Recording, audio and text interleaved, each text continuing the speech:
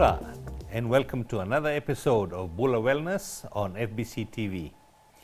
I hope that you have been following our program closely as we discuss the everyday health issues we face in Fiji. I also hope that you have been adhering to all the information being shared and taking that crucial step in leading a better life for yourself and your families. Today's program is unique in that we will be interviewing a diabetic patient who has had an amputation. We will take you to the rehabilitation unit at Tamavua Hospital and let you visit the Artificial Limb Center where limbs are manufactured. Talk to Dr. Pratima Gajaraj, the senior medical officer there, who is responsible for screening and arranging outfitting of our amputees with artificial limbs at no cost to our Fijian population.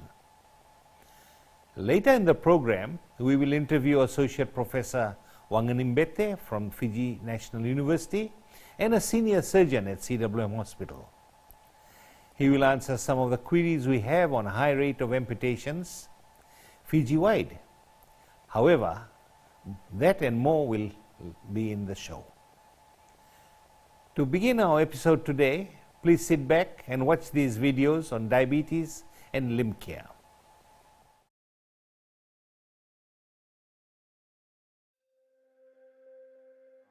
I think I got diabetes in 2003. I got start diabetes, but at the time I don't know anything about diabetes. Then I was working in South System in Namboa. I was machinist and a forklift driver. And from there, I was wearing safety, in Kimbai we have to wear the safety boot. And at the side of my toe, the blister hit. Then from there I went to doctor in Balilivu. They gave me 2 injections and they told me to come after 2 days. After 2 days I went there and my toe was very bad. Then they told me to go to CWN Suba and I went to see Dr. Rajesh there, diabetes center. I was there. I went there, then they told me, oh, it's too late. We can't help. And they admit me in the hospital.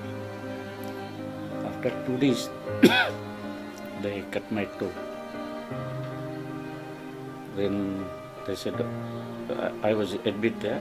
Then they said, after 1 week, we'll see what happened. And they cut another finger after 1 week. Then after another week, they cut another finger. Then it was almost from here to here, they cut. They cut my leg and they told me, okay, we'll try to stop from there. But no. Then they said, okay, they cut it from here. When they cut it from here, then they said, oh, your blood is not going down. Then from there, they told me, okay, we'll have to cut it from here. If not, we cut it from here. Then they cut it from here. And then I was in hospital about 3 months. Every day, in the morning or afternoon, you have to train about half an hour. And little bit walk on the road. Then my son, he brought the... Your fitness? The fitness. Not very heavy one, not very heavy weight, but about 10 kg or 15 kg like that. Then I have to train every day to keep my... Because sometimes my hand was numb and the leg.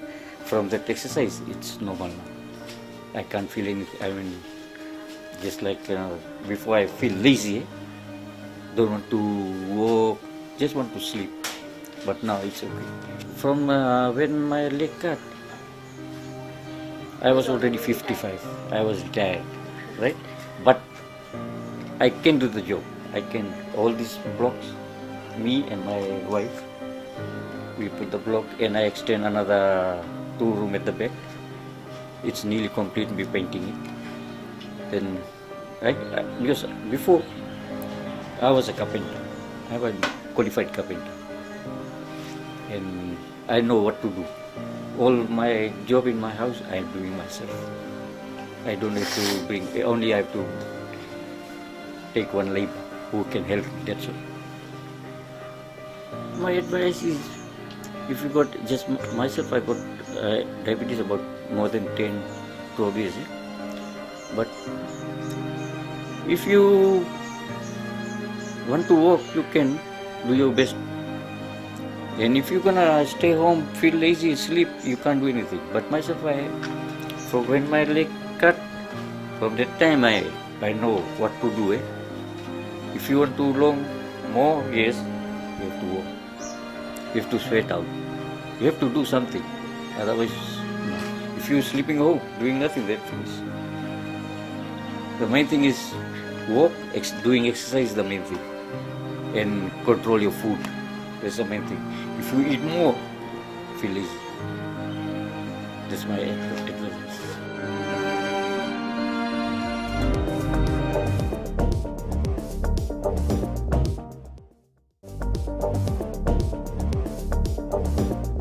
Welcome back to Bula Wellness on FBC TV. Today we are greatly privileged to have Associate Professor Wanganimbete to inform us and shed more light on today's topic, where we are addressing diabetes-related limb complications. Welcome, Professor. To start off, we note that we have a very high level of diabetic amputations in Fiji. Why are we facing this difficult situation? It's very complex, the problem that we have. Certainly we have a lot of diabetes, and not only research, but the numbers within the Ministry of Health, in the hospitals and the health centers attest to that. What is also happening is that we are now beginning to see not only a lot of diabetes, but the complications of diabetes.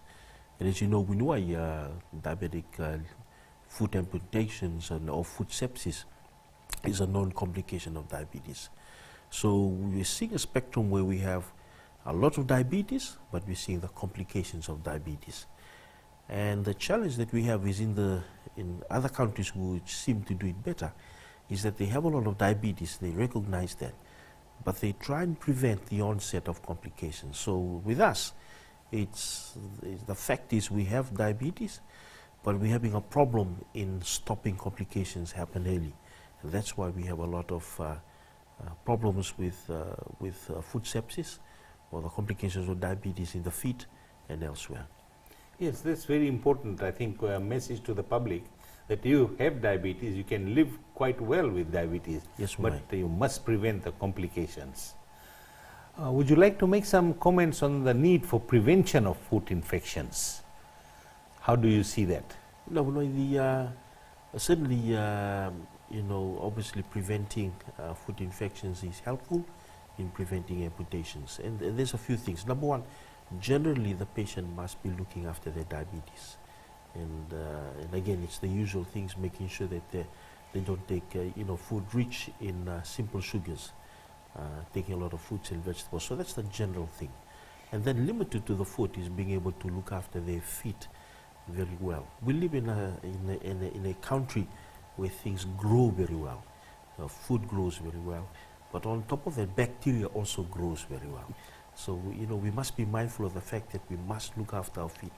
Interestingly, many, many years ago, in the time that when you were a young doctor, it was thought by some of the initial studies done in diabetic foot sepsis that the index cause of the problems with the feet was injuries to the feet. And as you know, in those times it was advocated that people should wear, shoes. But recently, some of the research that we're beginning to see from the Fiji National University is showing that even skin diseases, such as scabies and fungal infections of the feet, is a reason why people then end up with an amputation. So, obviously looking after the feet, not only worrying about preventing injuries to the feet, but also preventing skin infections to the feet are so important. You've touched on a very important topic.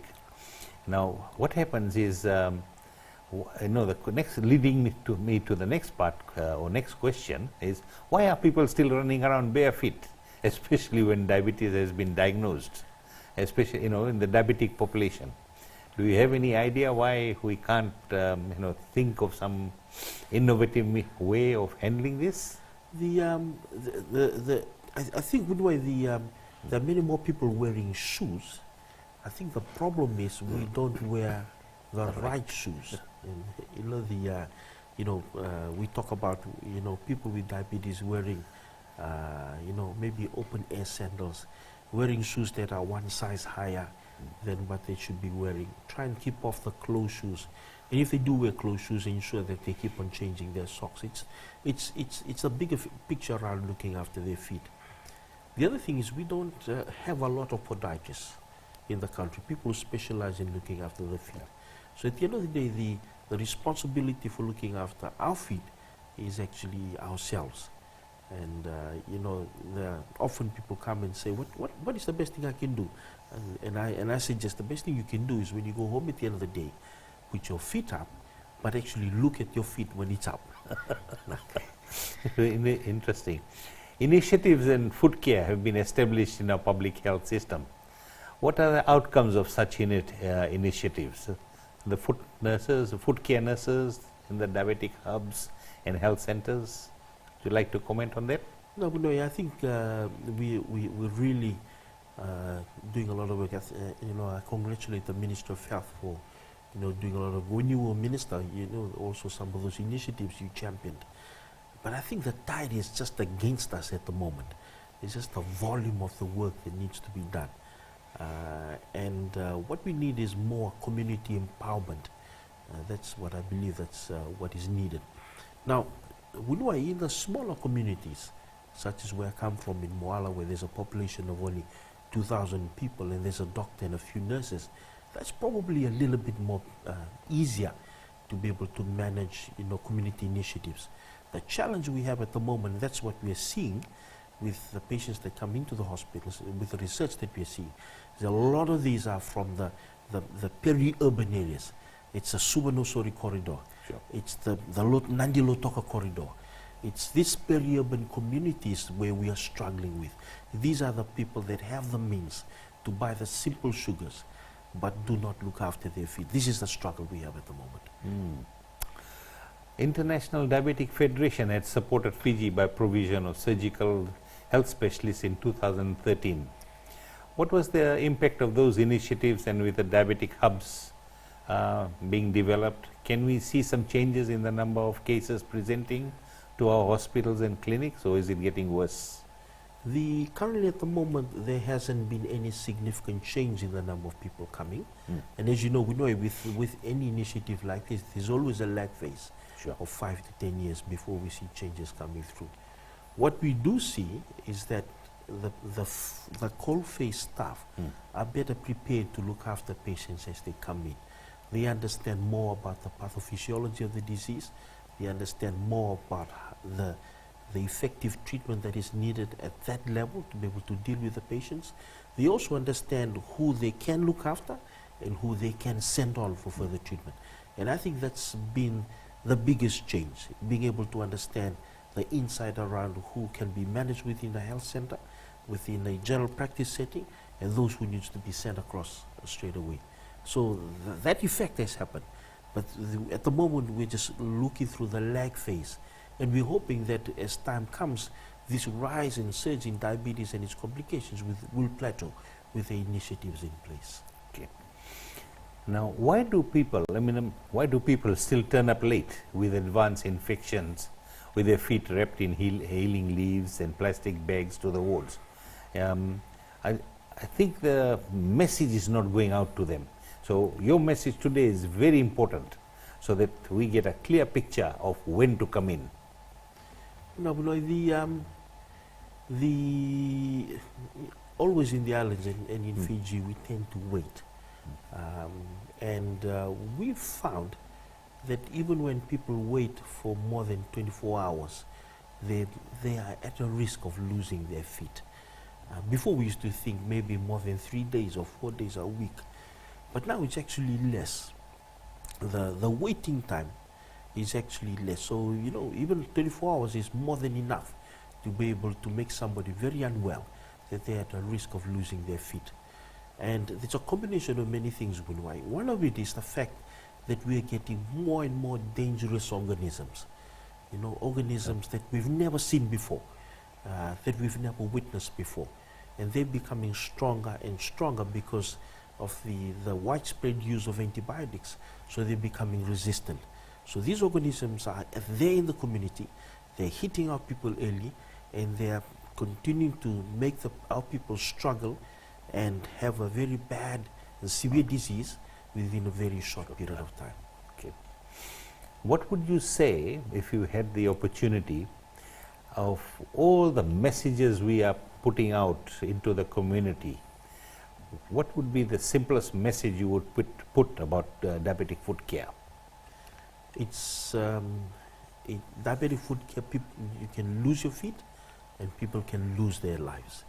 And we have to make diabetic foot care an important component of our overall wellness. And early presentation means also the opportunity to save a limb, but more importantly, it's about looking after yourself with diabetes. I think that's the most important message. Okay.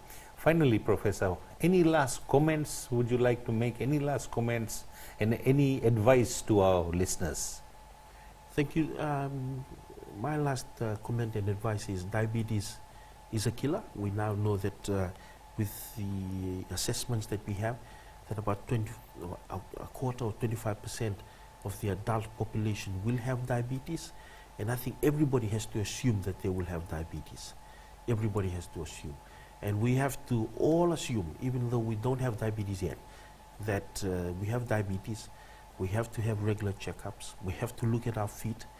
And we also have to support those around us.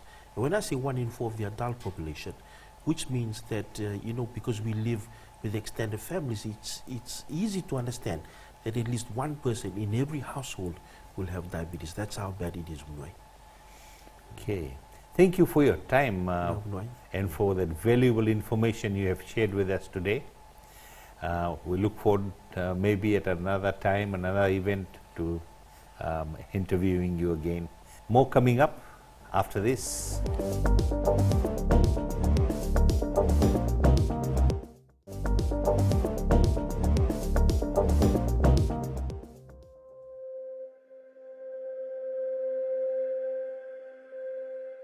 The rehab department was established in 1984, and then at that time it used to cater mostly for persons with severe disabilities.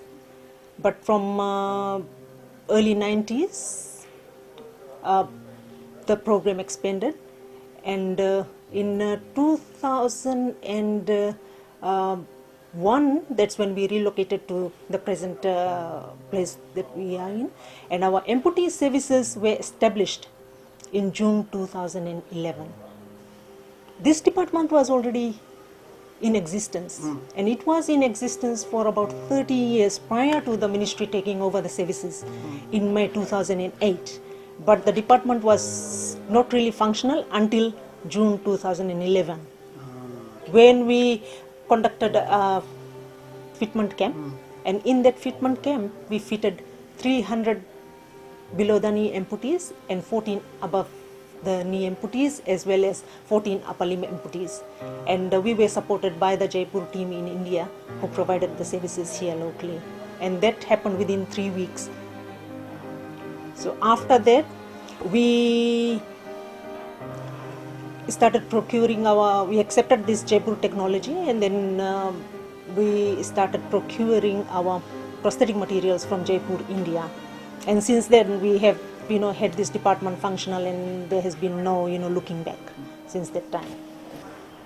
What I can say is that we make an average of 150 prostheses a year, and majority of the prostheses that we make are for the below the knee amputees, what we call in layman's term BKAs. And the reason for that is that the knee joints that we purchase from Jaipur, India is not good enough for our patients, and we have identified that it puts them at a risk. So our focus is mostly on making below the knee prosthesis for our amputees. So on average we make 150 prostheses, and out of that about 10 to 15 are replacement prostheses, and the rest are for the new amputees who access our services. There is a process that the amputees have to follow in order to be able to become fit to be able to use the prosthesis. So that process requires for the amputees to ensure that the amputated limb leaves a wound, to ensure that the wound is completely healed, the stump is molded well to have the socket fitted into the prosthesis, and then the other requirement is that the amputee should be able to mobilize either on a pair of crutches or a walker, but we do not accept amputees here who are just using wheelchairs for mobility. So it's a process, and you can see that from wound healing to stump molding and to be able to walk on a mobility aid takes time. So it can stretch from anything from 6 weeks to up to 12 to 14 weeks. The biggest challenge that my team faces is in the procurement of materials, because as none of those prosthetic components are available locally. So since June 2011 we have been purchasing it from Jaipur, India. Initially when the team visited here everything was okay, but as years went by we noticed that the communication from Jaipur team has been irregular and it has worsened, and it's now taking us up to 6 to 8 months to be able to procure the items. So there are times during the year when we run out of the materials and our amputees are informed, and there's a lot of frustration that we are not able to provide that ongoing services, because if we do not have the materials in stock we cannot provide the prosthetic services. So that's the biggest challenge that we face. And the second challenge that I mentioned is that the knee joint is not so good. So we have been working on that. We haven't been sitting idly. We have been now, this year we have worked very closely with the LDS Church, and they have supported in terms of providing prosthetic knee joints. These joints are very, very expensive and cost anything around $600 to about $1,400 each. And so far they have given us 25 knee joints, and at the moment it's in stock, and we are providing that service to our above the knee amputees. And the other challenge that we used to experience a lot in the past was that we did not have mobility aids, and these are the aids that I'm talking about, elbow crutches, auxiliary crutches and walkers for amputees who are fitted with the prosthesis and who are able to walk, but they need a little bit of extra support in order to be able to walk better and for safety purposes. And then again we have been communicating and working with LDS Church, and they have supplied us with a large number of mobility aids which are in stock. And the biggest users of these mobility aids are the amputees. For the last 3 years, before we used to sit here and we would wait for the patients, especially the amputees, to come to our department and access services here. In the last 3 years, we have been leaving the station. The rehab team moves out, mobilized to the majority of the areas in Fiji, and we organize our outreach programs, and that includes clinics as well as home visits. And according to the statistics that I have here for the years 2014 to 16, what I can say is that we have seen 2/3 of the amputees out of our station, and majority of those patients were seen in their homes. So our team actually does home visits. We attend to the amputees in their homes, we assess them, we prescribe them with therapy. If they are fit to be able to use the prosthesis, we do the stump measurement, we come back to our station, we fabricate, make the prosthesis, and then we take it back to them and we fit them in their homes or at their nearest facility. So it's a big component of the services that we are currently providing to our amputees.